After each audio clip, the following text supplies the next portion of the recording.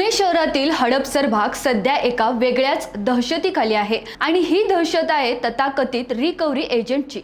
Credit card आणि finance कंपन्यांच्या नावाखाली काही टोळ्या सर्रास रस्त्यावर उतरून नागरिकांना अडवतात, धमकावतात आणि थेट खंडणी उकळतात। 15 नंबर चौकात तर हद्दच झाली। एका पोलीस महिलेच्या सोबतच्या व्यक्तीला भर चौकात या गुंडांनी बेदम मारहाण केली। म्हणजे सामान्य नागरिकांची काय अवस्था होत असेल याची कल्पना करा। हे लोक रिकव्हरी एजंट नसून संघटित गुन्हेगारी टोळ्या असल्याचा आरोप होत आहे।